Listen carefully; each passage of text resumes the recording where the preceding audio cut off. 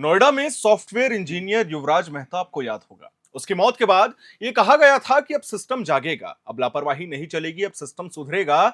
दिल्ली जल बोर्ड ने साफ शब्दों में निर्देश जारी किए थे कि राजधानी में चल रहे हर निर्माण स्थल पर सुरक्षा व्यवस्था अनिवार्य की जाएगी। लेकिन जमीनी हकीकत क्या है? जमीनी हकीकत यह है कि ये निर्देश फाइलों से बाहर नहीं निकल पाए और दिल्ली के जनकपुरी इलाके में एक और युवक को अपनी जान गंवानी पड़ी। ये सिर्फ एक हादसा नहीं है, बल्कि उस सिस्टम की नाकामी है जो हादसे के बाद भी सबक नहीं लेता। चलिए पूरा मामला आपको विस्तार से बताते हैं।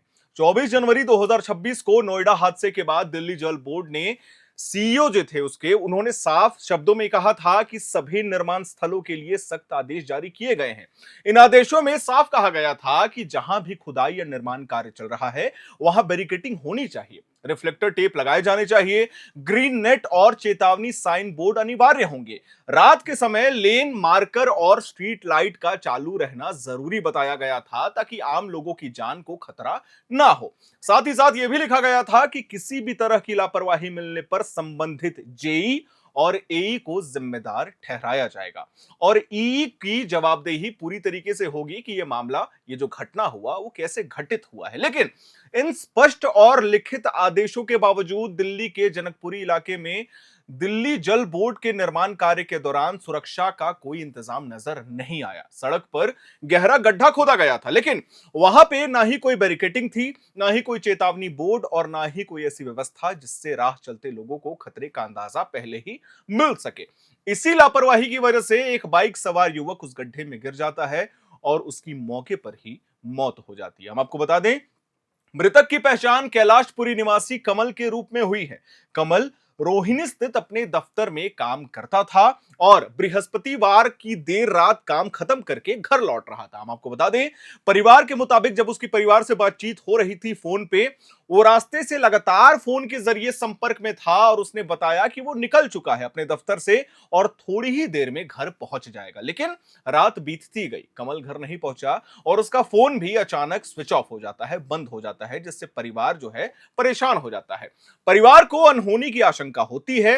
रात भर परिजन सड़कों पर भटकते रहे, अस्पतालों और संभवित रास्तों पर भी ढूंढते रहे, लेकिन कोई भी जानकारी नहीं मिलती है। किसी को अंदाजा नहीं था कि जिस रास्ते से कमल गुजर रहा था वहां सड़क पर बना एक असुरक्षित गड्ढा उसकी जिंदगी छीन लेगा।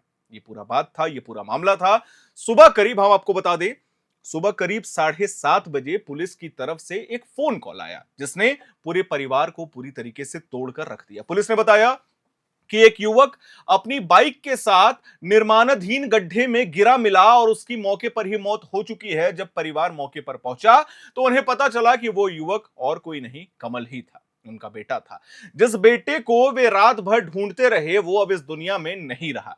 परिवार और स्थानीय लोगों का यह आरोप है कि हादसे वाली जगह पर दिल्ली जल बोर्ड के किसी भी सुरक्षा मानक का पालन नहीं किया गया था। कोई भी पालन वहां नहीं हो रहा था।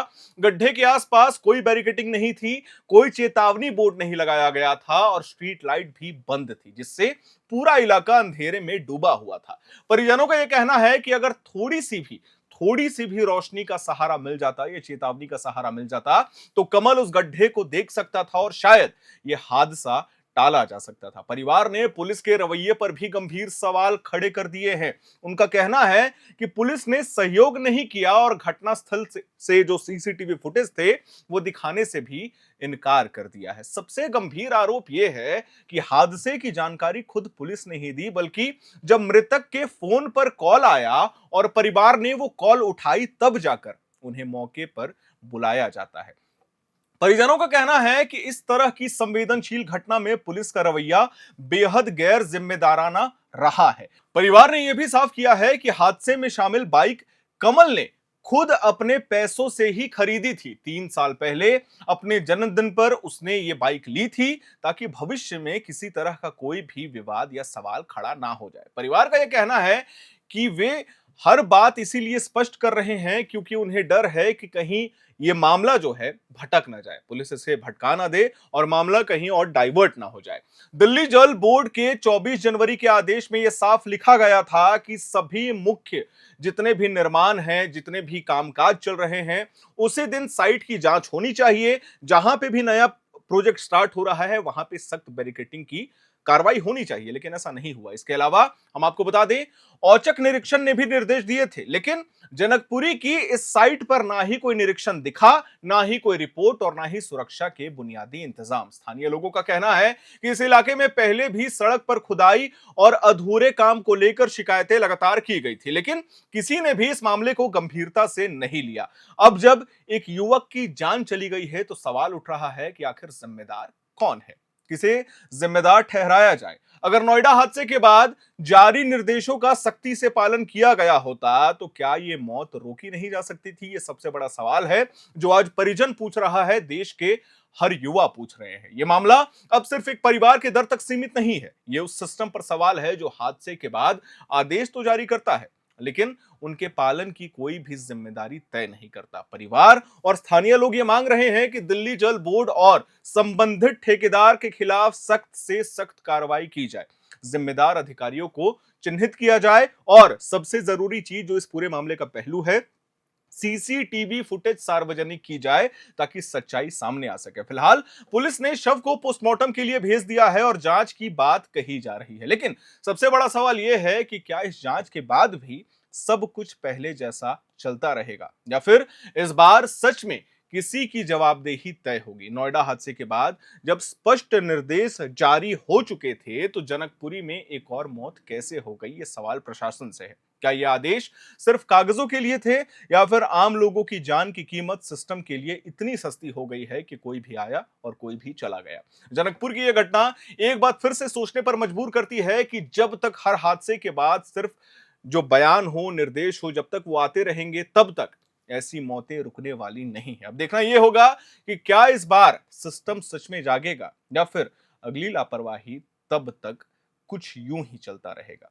खैर, आप इसके बारे में क्या सोचते हैं, आपकी क्या राय है, यह हमें कमेंट बॉक्स में जरूर बताइएगा।